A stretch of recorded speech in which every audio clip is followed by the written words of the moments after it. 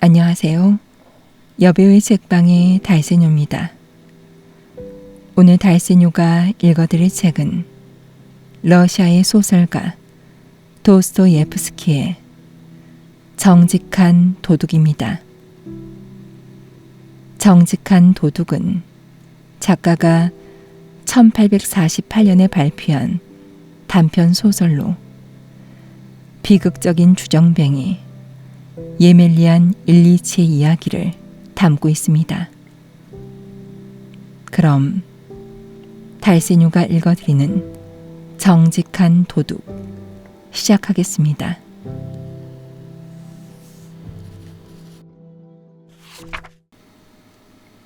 어느 날 아침 내가 출근 준비를 하고 있을 때 아그라페나가 방문을 열고 들어섰다. 그녀는 홀로 살고 있는 내가 유일하게 매일같이 얼굴을 마주치는 우리 집 가정부이자 요리사였다. 그런데 그녀는 지극히 말이 없는 평범한 여인으로 6여 년 동안이나 나와 함께 생활하면서 식사는 무엇으로 준비할까요? 라는 말 이외에는 별로 해본 일이 없으며 그 밖에 다른 이야기도 거의 꺼내지 않았다. 그런 그녀가 오늘 나에게 말문을 연 것이다. 잠깐 여쭐 말씀이 있는데요. 작은 방을 빌려주는 게 어떨까 해서요. 작은 방이라니 어느 방 말이오? 부엌 옆에 딸린 방이 있잖아요. 아니 그 방을 뭐 때문에? 뭐 때문이라고요? 들어오고 싶어하는 사람들이 얼마나 많은데. 그런 방을 원하는 사람도 있어요? 네, 그 방을 세주는 것이 좋을 것 같아요. 아니, 침대 하나도 놓을 수 없는 비좁은 방에 누가 와서 산단 말이오? 사는 게 아니라 그냥 잠만 자는 겁니다. 그리고 생활은 거실의 넓은 창문가에서 해도 됩니다. 창문가라니. 거실의 창문가에서는 바느질도 할 수 있고 의자를 갖다 놓고 앉을 수도 있어요. 그는 의자도 테이블도 있거든요. 그러니 누구 말이오? 매우 훌륭하고 세상 이치에 밝은 분이죠. 방값은 한 달에 3루블 정도로 하고. 결국 나는 어느 나이 지긋한 사나이가 아그라페나를 설복시켜 식객으로서 부엌방으로 기어들려는 것임을 알게 되었다. 하지만 아그라페나가 하고자 하는 일이라면 난 그 요구를 들어줄 수밖에 없다. 그렇지 않으면 그녀는 나를 못 견디게 굴고 말 것이다. 그녀는 마음에 들지 않는 일이라도 있으면 골똘히 생각에 잠겨 2, 3주일 동안이나 몹시 우울한 표정으로 지내게 된다.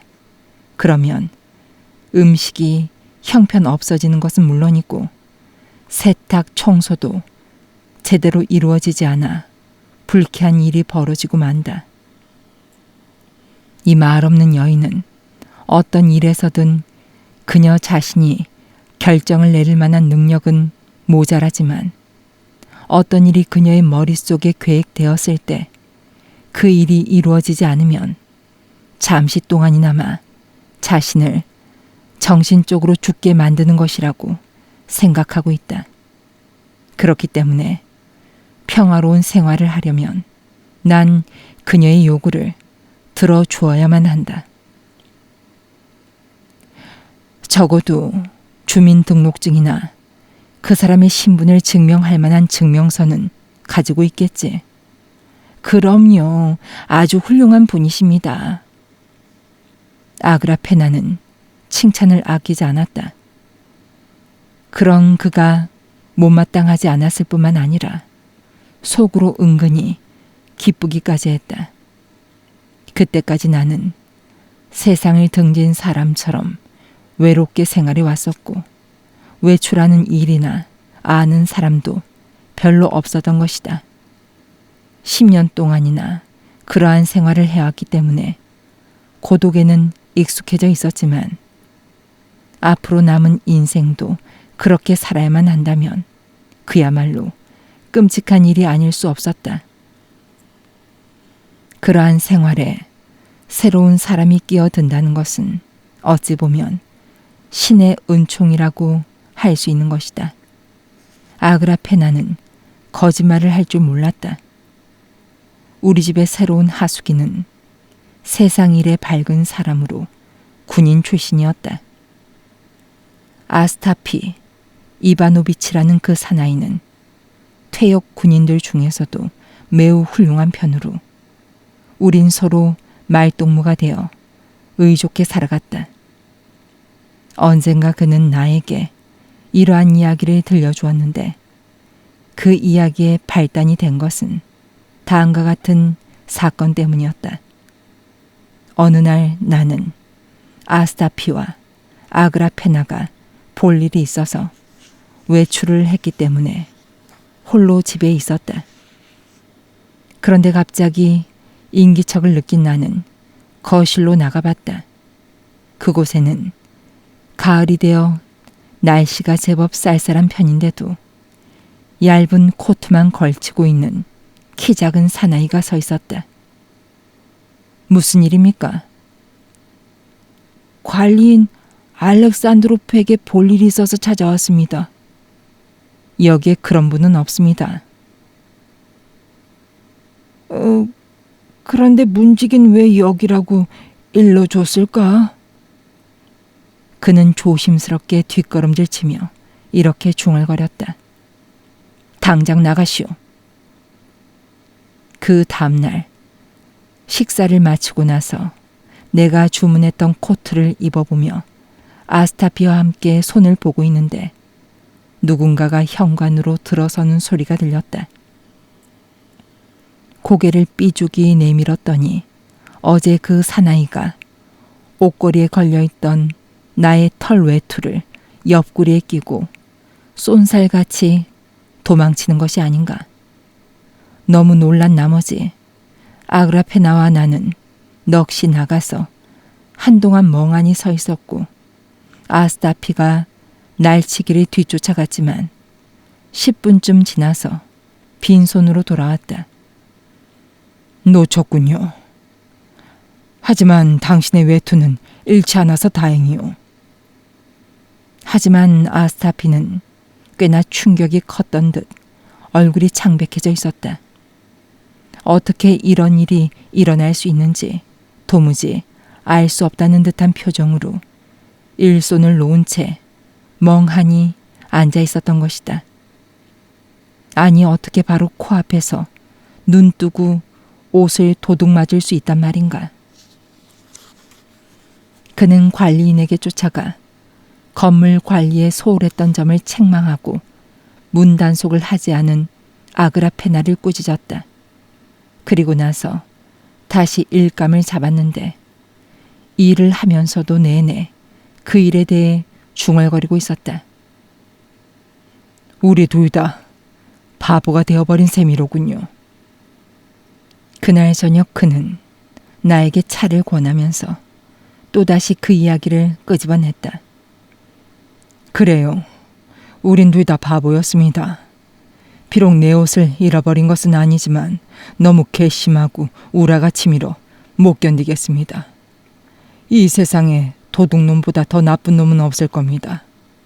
물론 세상에는 일하지 않고 노는 놈도 많이 있지만 도둑놈은 남이 애써 벌어놓은 것은 물론이고 그것을 벌기 위해 흘린 피땀과 시간마저 훔쳐가는 것이 아닙니까? 이보다 더 고얀 놈이 어디 있습니까? 제길, 너무 우라가 치밀어 말하고 싶지도 않군요. 당신은 잃어버린 물건이 아깝지도 않습니까? 아깝지 않다뇨. 아예 물건을 내 손으로 태워버리는 것이 낫지. 도둑 맞는다는 것은 그야말로 억울하고 분통 터지는 일입니다. 도둑놈도 여러 종류가 있습니다. 난 정직한 도둑을 만난 적도 있지요. 정직한 도둑이라뇨? 아니, 도둑도 정직한 도둑이 있단 말입니까? 그래요. 다만 내가 말하려는 것은 겉보기에 정직한 사나이가 도둑질을 했다는 이야기입니다. 그는 정말로 가엾더군요. 어떤 사람인데요? 약 10년 전의 일이었지요. 전 그 당시에 일자리가 없어서 근 1년간을 놀다가 겨우 일을 하게 되었는데 엉망진창으로 타락한 한 사나이를 알게 되었습니다. 싸구려 식당에서 만난 그는 알코올 중독으로 직장에서 쫓겨나 불황 생활을 하는 보잘것없는 인간이었습니다. 걸치고 있는 옷은 누더기나 다름없었고 속옷이나 제대로 갖춰 입었는지 의심스러울 지경이었죠.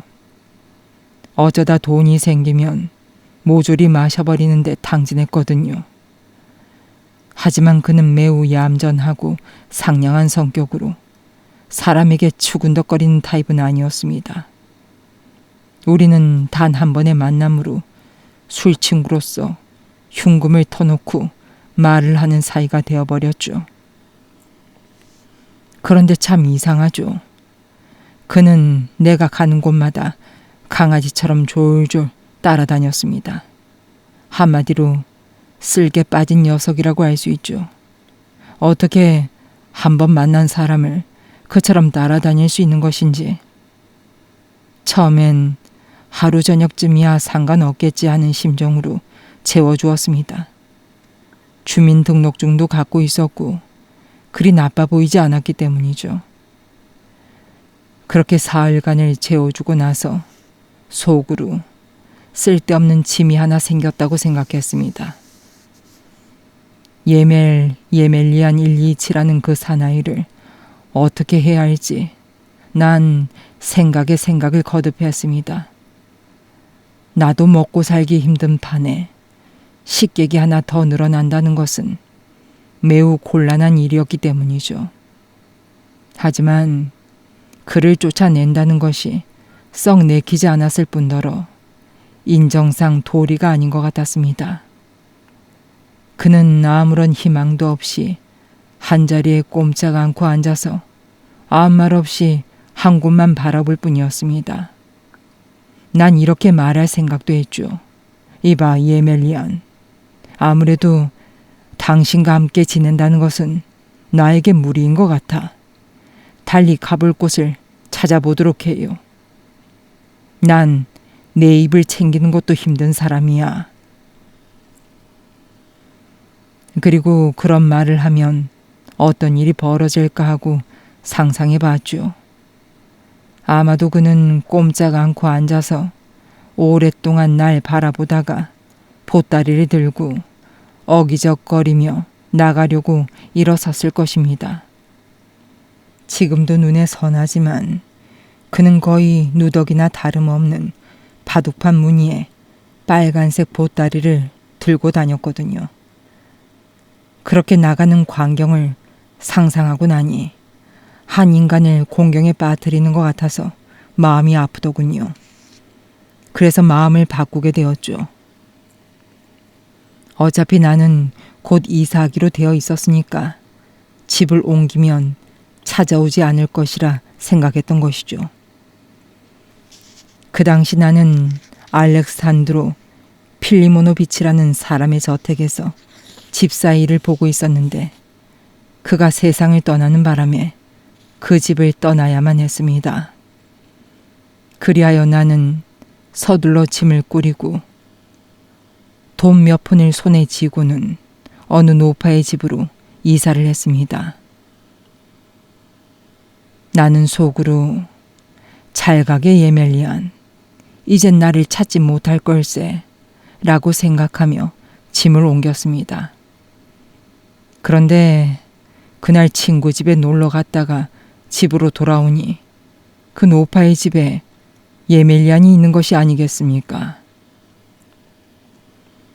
그는 내 트렁크 위에 앉아 그 누더기 보따리를 옆에 놓고는 외투를 입은 채 노파에게 빌린 성경책을 거꾸로 들고 앉아 읽는 척하고 있었습니다. 난 완전히 손을 들고 말았죠. 그 순간 나는 그 사나이에 대해 여러 가지로 생각했습니다. 과연 나에게 침이 될 것인지 아니면 그래도 쓸모가 있을 것인지를 생각했던 것입니다. 그리고 그리 거추장스러운 존재가 아닐 것이라는 결론을 얻게 되었습니다. 그래서 이렇게 말했죠. 예멜리안, 여기 있어도 좋아. 하지만 나와 함께 있는 이상 내 말을 어겨서는 안 돼. 그리고 나서 나는 그에게 적당한 일거리라도 찾아주어야겠다는 생각을 했습니다. 그리고 그와 마주칠 때마다 상냥하게 대해주고 어떻게 해서든지 새로운 생활을 시작해야 한다고 달렀습니다. 이 세상을 빈둥거리며 살 수는 없지 않은가? 자네 몰골을 한번 살펴보라고. 하지만 그는 혓바닥까지 마셔버렸는지 내가 아무리 달러도 아무런 대꾸가 없었습니다. 그러더니 한동안 가만히 이야기를 듣고 있다가 한숨을 내쉬더군요. 왜 한숨을 내쉬는 거야, 예멜리안? 아무것도 아닙니다. 걱정하지 마십시오. 그런데 오늘 시장에서 보니까 두 사람의 아낙네가 싸우지 않겠어요. 한 사람이 실수로 상대방의 과일 바구니를 엎었나 봐요. 그래서 그게 어쨌다는 건가? 과일 바구니가 엎어진 그 아낙네가 상대방의 바구니를 뒤엎더니 마구 짓밟아 버리더라고요. 그래서 아니, 아무것도 아닙니다. 난 다만 아무래도 자네는 술뿐만 아니라 자네 머리까지 마셔버린 것 같군. 그리고 큰 길에서 어떤 부자가 지폐 한 장을 떨어뜨렸어요. 그러자 한 농부가 그것을 발견하고 자기 거라고 하니까 또 다른 사람이 자기 거라고 우겼죠. 예멜리안. 그래서 그 두 사람은 맞붙어 싸우기 시작했어요. 그러자 경찰이 와서 돈을 주어 부자에게 주고 두 농부에게는 유치장에 집어넣겠다고 위협을 했어요. 그래서 어쨌다는 거야? 아니, 그냥 왜 그리 남의 일에 관심이 많은가? 자네 자신을 한번 돌아보라고. 무슨 말입니까? 무슨 일이든 시작해보는 것이 어때? 일을 해야 먹고 살 것이 아닌가? 무슨 일을 해야 하나요? 나 같은 사람을 누가 써주기라도 한답니까? 자네가 파면을 당한 이유는 술을 많이 마셨기 때문이 아닌가? 오늘은 식당에서 일하고 있는 블라스가 혼이 나더군요. 무엇 때문에 혼이 나던가? 그야 알 수 없죠. 구제불능이군. 글쎄 이런 사람과 무슨 말을 더합니까? 그는 교활한 사람이었습니다. 내가 화가 난 듯하자 얼른 외투를 걸치고 빠져나가 버리더군요. 그러더니 저녁이 되어서야 술이 곤두레가 되어가지고 돌아왔어요. 어디서 그렇게 술을 마시는지 도대체 알 수가 없었죠. 이봐, 자네는 술을 끊어야 해. 또다시 술에 취해 들어오면 자네를 들어오지 못하게 하겠네. 층계에서 잠을 자든 말든 마음대로 하게. 그러자 이틀 동안은 얌전히 있더니 사흘째 되던 날 또 빠져나갔습니다. 그런데 아무리 기다려도 돌아오지 않더군요. 온갖 생각이 머리를 휘감았죠. 내가 너무 심했던 것은 아닌지, 그 불쌍한 인간이 밖에서 어떻게 하고 있는지, 혹시 무슨 일이 일어난 것은 아닌지 별의별 생각이 다 들더군요. 그런데 그 다음날 아침 현관에 나가보니 그가 현관에서 잔뜩 쭈그리고 앉아 잠을 자고 있었습니다. 이게 무슨 꼴인가? 술을 마시면 들어오지 못하게 하겠다고 해서 그래서 여기서 잤습니다.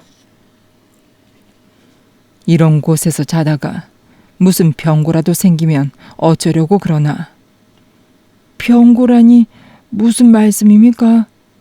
나 참 기가 막혀서. 이봐, 바느질이라도 배워서 그 너덜너덜한 외투라도 좀 기워 입는 것이 어떤가. 제발 정신 좀 차려, 이 주정뱅이야. 그런데 그는 내가 순간적으로 내뱉은 말에 겁을 집어먹고 바느질을 시작하는 게 아니겠어요. 난 그를 뚫어져라 쳐다봤습니다. 그야말로 엉망 그 자체였죠. 눈에는 눈곱이 잔뜩 끼고 빨갛게 충혈되어 있었습니다. 게다가 두 손을 벌벌 떨면서 무슨 바느질이 되겠습니까? 바늘귀도 제대로 끼우지 못하더군요. 됐네, 됐어. 이 고지식한 사람아. 홧김에 한 말을 고지 듣다니 마음대로 하게. 그렇다고 층계에서 밤을 새워 사람을 망신시킬 것은 뭔가. 나도 내가 아무런 쓸모가 없다는 것을 잘 알고 있습니다. 나의 은인인 당신에게도 패만 끼치고. 그는 이렇게 말하면서 파란 입술을 바르르 떨었고 눈물이 쭈글쭈글한 볼 위로 주르르 흘러내렸습니다.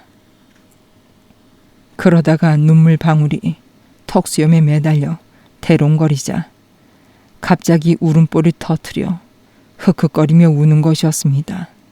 난 마치 칼로 심장을 여미는 듯한 아픔을 느꼈죠. 교활한 놈. 난 이제 너에게서 손을 떼어야겠다. 어디 가서 누더기처럼 죽어버려라. 난 이렇게 생각했습니다. 그런데 나에겐 매우 훌륭한 고급 바지가 하나 있었습니다. 푸른 바탕에 바둑 무늬가 있는 바지인데 어느 지주가 나에게 주문했던 것으로 너무 품이 좁아서 되돌아온 것이었습니다. 시장에 내다 팔아도 5루블 정도는 받을 수 있고 그것으로 신사용 바지 2벌을 만들고도 내 조끼를 만들 수 있는 옷감이 남을 정도였죠. 그리고 예멜리아는 얼빠진 표정으로 하루 종일 집안에 틀어박혀 있었습니다. 바로 그때 대제일 미사를 맡게 되어 참석하게 되었죠. 그리고 집에 돌아와 보니 예멜리안이 곤드레가 되어 창가에 걸터 앉아 다리를 흔들고 있었습니다. 난 아차하는 생각이 들어 순간적으로 트렁크 앞으로 다가가 그 속을 뒤져봤습니다. 그런데 아니나 다를까 바지가 흔적도 없이 사라져버렸습니다.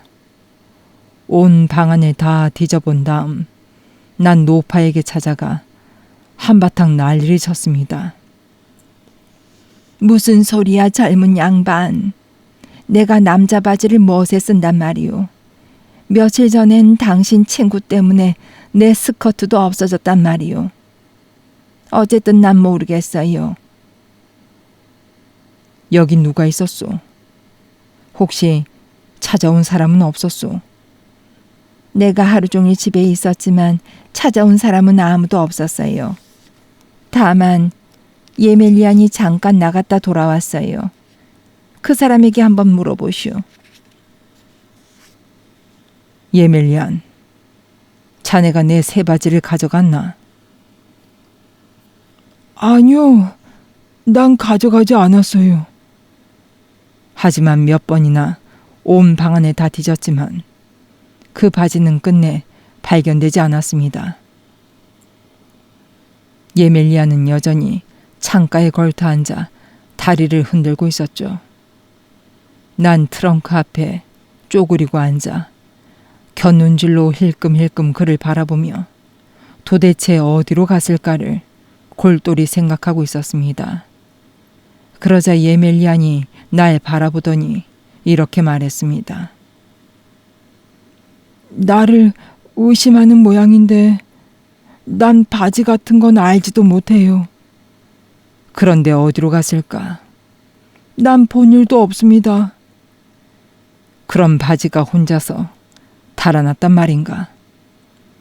어쩌면 혼자서 사라졌는지도 모르죠. 난 이 말을 듣고 벌떡 일어나 창문 앞으로 다가가 램프에 불을 켜고는 바느질을 시작했습니다. 아래층에 살고 있는 어느 공무원이 맡긴 일감이었습니다. 그렇게 일을 붙잡긴 했지만 속에서 열불이 터지는 것 같았습니다. 더구나 예멜리안이 한 짓이라는 것이 뻔한데도 어떻게 할 수 없는 나 자신에 대해 너무너무 화가 났습니다. 그런데 사람이 나쁜 짓을 하고 시끄러워질 것을 눈치채게 되면 마치 폭풍 속의 새처럼 얌전해지더군요. 그가 떨리는 목소리로 말을 걸더군요. 오늘 의사의 조수인 안치프 뽀로호리치가 요전에 죽은 마부의 부인과 결혼했습니다. 하지만 난 그를 날카로운 눈초리로 흘겨봤습니다. 이미 예밀리아는 나의 마음을 알고 있었던 것입니다. 그는 일어서서 침대 곁에 다가가 무엇인가를 오래도록 뒤적이더니 이렇게 중얼거렸습니다. 없군. 아무데도 없어. 빌어먹을. 난 가만히 구경을 하고 있었습니다. 그는 침대 밑을 기어다니며 무엇인가를 찾는 것 같더군요. 난 화가 치밀어 견딜 수가 없었습니다. 뭐야, 왜 침대 밑을 기어다니지? 바지가 없나 해서요. 혹시 거기 떨어지진 않았는지. 뭐라고? 무엇 때문에 당신이 날 동정하는 거지? 그러다가 바지가 다 해지기라도 하면 어쩌려고. 무슨 말씀을 하세요? 혹시 찾아낼 수 있을지. 내 바지는 이미 사기꾼이나 도둑놈이 슬쩍 해가고 없단 말이야. 아닙니다. 그는 여전히 침대 밑에 엎드려 있었습니다. 그러더니 한참 후에야 그 밑에서 기어 나오더군요. 그의 얼굴은 혼이불처럼 파랗게 질려 있었습니다. 그러더니 이렇게 중얼거리며 창문가에 10분 정도 걸터 앉아 있더군요. 아닙니다. 아닙니다. 그러더니 갑자기 내 곁으로 다가왔습니다. 순간적으로 내가 무슨 큰 죄를 지은 것처럼 그가 무서워졌습니다. 그렇지 않습니다. 내가 당신의 바지를 훔치다뇨. 그런 짓은 하지 않았습니다. 그는 온몸을 바들바들 떨면서 이렇게 말했습니다. 됐네. 내가 심했다면 용서하게. 그따위 바지 같은 것은 없어져도 상관없네. 그래도 일감이 있으니까 굶지 않고 그날을 여명할 순 있지 않은가. 예멜리아는 오랫동안 내 앞에 서서 내 말을 듣고 있더니 그 자리에 주저앉아 밤새도록 꼼짝 않고 있었습니다. 그 다음날 아침 잠을 깨어보니 그는 외투로 몸을 감싸고 마루바닥에 누워 있었습니다. 그는 기가 죽어서 침대 위에서 자지 못한 것입니다. 그런데 이상하게도 그때부터 그가 싫어지더군요. 난 며칠 동안 그를 몹시 미워했습니다. 마치 친자식에게 배신당한 느낌이 들었거든요. 고얀 놈, 빌어먹을 자식이라고 생각했습니다. 그리고 그는 2주일 동안 날마다 술에 절어 있더군요. 아마도 자포자기 했던 모양입니다. 아침 일찍 나가서 밤늦게 돌아오는 날의 연속이었습니다. 그렇게 2주일 동안이나 우린 서로에게 말을 걸지 않았죠. 그러던 어느 날 그가 술을 마시지 않았습니다. 그러더니 창가에 걸터 앉아 사흘 밤낮을 아무 말 없이 꼼짝 않고 있더군요. 힐끗 쳐다보니 마치 폭포수가 쏟아지는 것처럼 하염없이 울고 있었어요. 자신의 불행을 견디지 못해 우는 꼴을 본다는 것은 정말 못 견딜 노릇입니다. 예멜리안, 왜 그러나?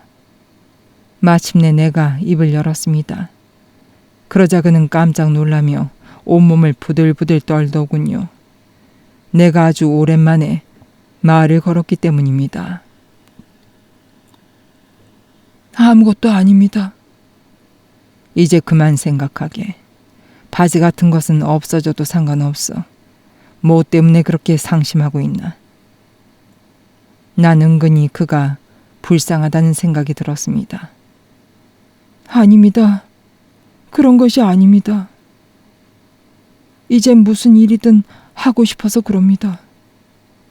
무슨 일을 말인가? 무슨 일이라도 좋습니다. 어쩌면 무슨 일거리가 생길지도 모르겠습니다. 몇 사람에게 일자리를 부탁해 놨거든요. 당신을 노엽게 하는 것은 도리가 아니니까요. 일자리가 잡히면 당신에게 진 신세를 갚겠습니다. 그만둬. 사람이 함께 살다 보면 서로 못마땅한 일도 생기게 마련이야. 하지만 모두 지나간 일 아닌가. 그런 것은 아무래도 상관없네. 하지만 당신은 내가 당신의 바지를 훔친 것은 아닌가 하고 마음대로 생각하게.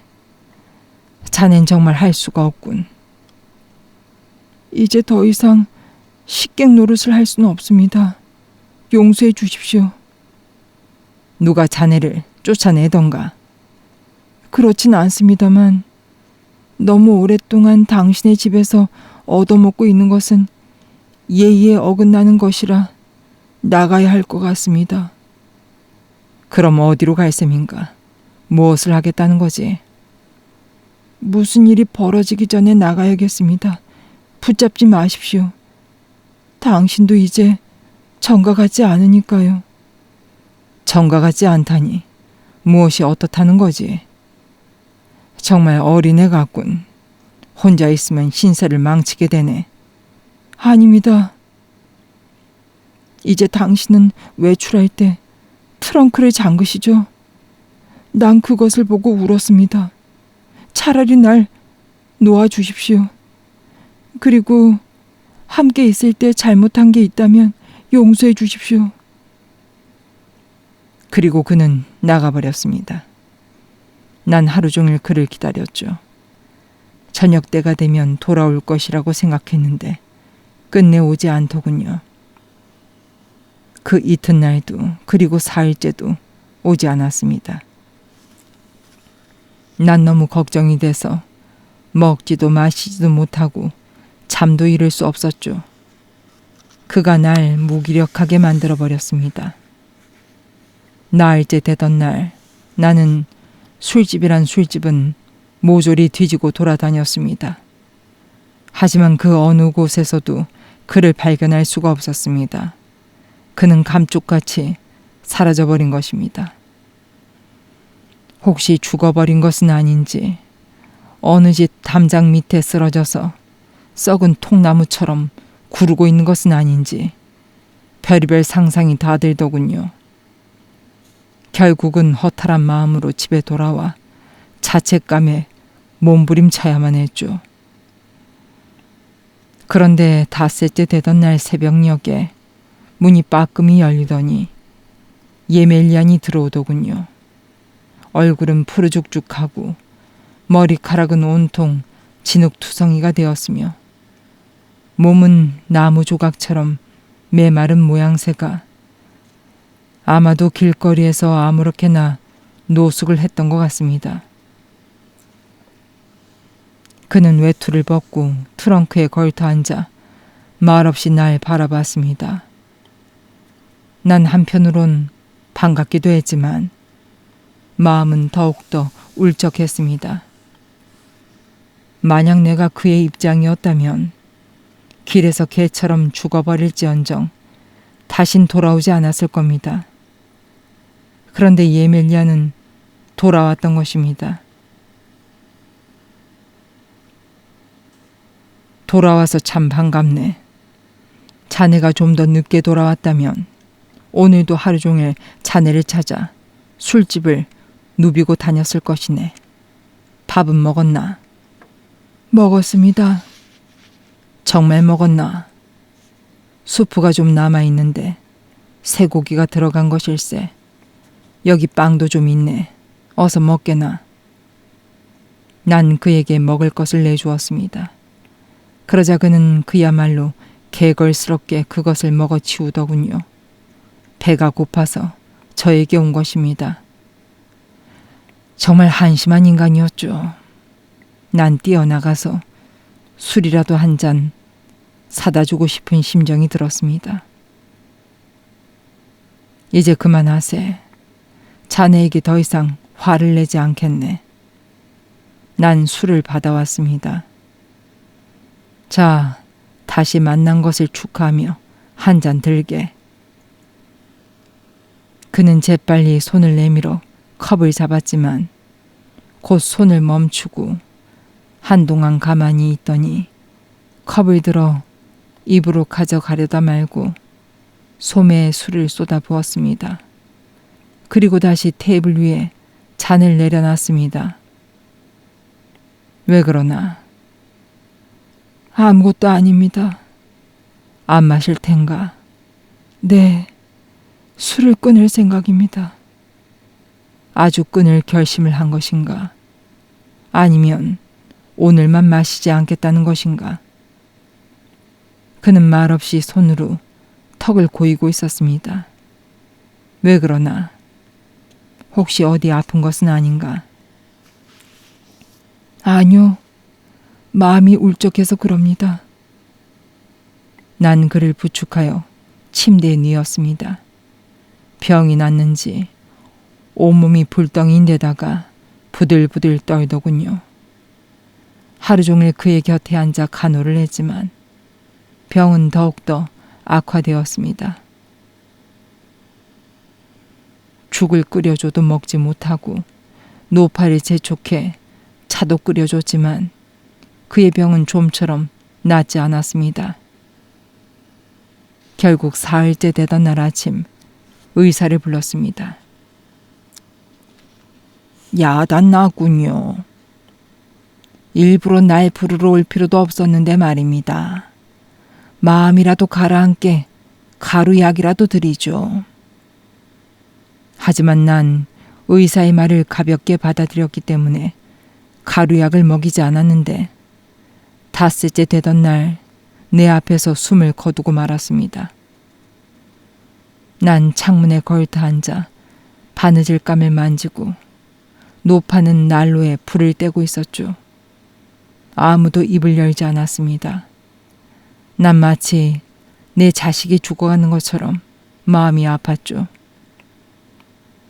아침부터 그는 뭔가를 말하려 했지만 용기가 나지 않는 것 같았습니다. 난 그를 바라봤죠. 그의 눈은 한없는 슬픔을 가득 품고 나에게서 눈을 떼려 하지 않았습니다. 그러다가 내 시선과 마주치면 곧 눈을 내리깔았죠. 아스타피, 왜 그러나? 만일 내 외투를 고물상에 가져가면 몇 푼이나 받을까요? 글쎄, 잘 모르겠지만 3루블 정도는 받을 수 있을 거야. 하지만 그 외투는 그냥 가져가라고 해도 가져갈 사람이 없을 정도로 너덜거리는 것이었습니다. 난 혹시 그에게 위로가 되지 않을까요? 그렇게 말한 것입니다. 나도 그렇게 생각했어요. 그래. 아스타피, 왜 그러나? 내가 죽거든 이 외투를 팔아주세요. 그것을 입힌 채로 매장하지 마세요. 그것은 값이 나가는 물건이니까 도움이 될 거예요. 이 말을 듣자 난 가슴이 미어지는 것 같았습니다. 그리고 그는 임종의 괴로움을 맞게 되었죠. 다시금 말없이 1시간이 흘렀습니다. 그는 나를 뚫어지게 바라보고 있었죠. 그러다가 나와 눈이 마주치면 또다시 눈을 떨구곤 했습니다. 물이라도 좀 줄까? 좀 주세요. 내가 물을 갖다 주자 그는 꿀꺽하고 물을 마셨습니다. 정말 고맙습니다. 달리 필요한 것은 없나? 아무것도 필요 없습니다. 다만 전 무엇인가? 뭔데 그러나? 바지 말이에요. 바로 그 바지. 그건 내가 훔쳤어요. 하나님께서 용서해 주실 거네. 자넨 정말 불행한 인간이었어. 제발 마음 편히 저 세상으로 가게나. 난 이렇게 말하면서 숨이 막히는 듯한 느낌이 들고 하염없이 눈물이 쏟아지기 시작했습니다. 아스타피. 예멜리아는 아직도 나에게 할 말이 남아있는 것 같았습니다. 그는 일어나려고 몹시 애를 쓰면서 입술을 파르르 떨고 있었죠. 그는 갑자기 얼굴이 붉어지더니 날 빤히 바라봤습니다.